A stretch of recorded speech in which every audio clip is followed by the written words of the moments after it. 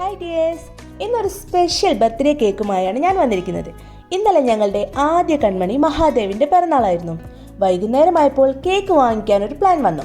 But ആ സമ്പ്രദായത്തോട് വിയോജിപ്പൊന്നുമില്ലെങ്കിലും അത് അത്ര ഹെൽത്തി അല്ല എന്ന് വിശ്വസിക്കുന്നത് കൊണ്ട് വീട്ടിലുണ്ടായിരുന്ന 2-3 ഫ്രൂട്ട്സ് മാത്രം യൂസ് ചെയ്ത് ഒരു വെറൈറ്റി കേക്ക് കട്ടിംഗ് ആക്കി മാറ്റി.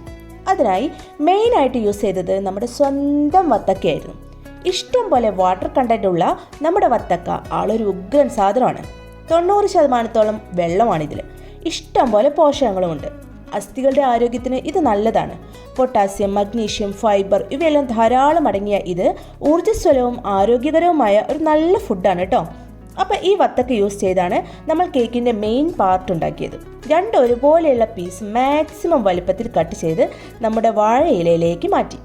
സോ അങ്ങനെ കേക്കിനൊരു രൂപമായി. പിന്നീട് നമ്മൾ യൂസ് ചെയ്തത് മാമ്പഴമാണ്.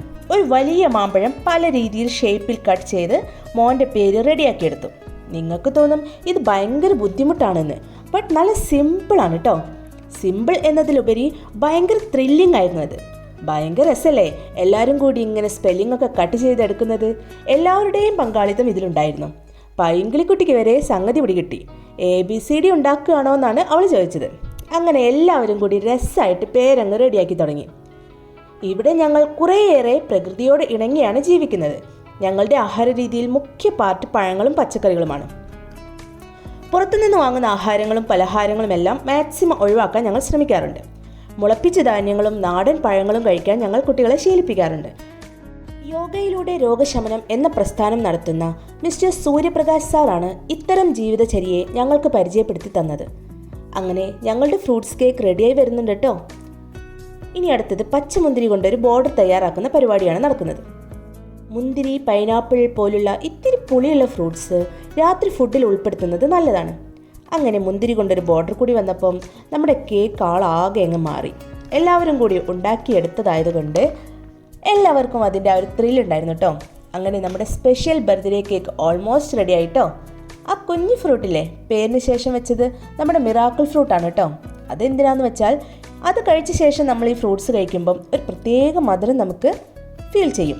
അതാണ് മിറാക്കിൾ ഫ്രൂട്ടിൻ്റെ മാജിക്. അപ്പം നമ്മുടെ കേക്കിന് സൂപ്പർ മധുരം കിട്ടാനുള്ള ഐഡിയയും കിട്ടിയില്ലേ. പിന്നെ അതേ ഒന്നുകൂടി സ്വീറ്റ് ആക്കാൻ നല്ല നാടൻ തേനും കൂടി ഒന്ന് ചേർത്ത് കൊടുക്കുകയാണ് കേട്ടോ. കേക്കിലെ ക്രീമിന് പകരം നല്ല സൂപ്പർ തേൻ അതുകൂടി പാർന്നപ്പോൾ കേക്കിന് നല്ല ഗ്ലേസിങ് വന്നു കേട്ടോ. അങ്ങനെ സിമ്പിളും ഹെൽത്തിയുമായിട്ടുള്ള ഫ്രൂട്ട്സ് കേക്ക് ഇവിടെ റെഡിയായി. മെഴുകുതിരി ഊതിക്കെടുത്തുന്നതിന് പകരം നിലവിളക്ക് കൊളുത്തി പ്രകാശം പരത്തിയ ശേഷമാണ് നമ്മുടെ special very healthy cake cut ചെയ്തത്. അങ്ങനെ വാഴയിലയിൽ തണ്ണിമത്തനും മാമ്പഴവും മുന്തിരിയും മിറാക്കിൾ ഫ്രൂട്ടും തേനും ചേർത്ത് ഞങ്ങൾ എല്ലാവരും കൂടി ഡിസൈൻ ചെയ്ത് പേരെഴുതി ഉണ്ടാക്കിയ ബർത്ത്ഡേ കേക്ക് റെഡി. ഈ കേക്ക് നമുക്ക് ധൈര്യമായിട്ട് മക്കൾക്ക് കൊടുക്കാം കേട്ടോ. ഈ കേക്ക് ഹെൽത്തിയാണ്, സ്വീറ്റാണ്, ആകെ മൊത്തം അടിപൊളിയാണ്. പിന്നെ ഒരു പ്രശ്നം, പ്ലാസ്റ്റിക് കത്തി കൊണ്ട് ചിലപ്പം മുറിയില്ല കേട്ടോ. സാരമില്ലാന്നേ, കിച്ചണിലെ കത്തി യൂസ് ചെയ്ത് അടിപൊളിയായിട്ട് മുറിച്ചെടുക്കാം, സെർവ് ചെയ്യാം.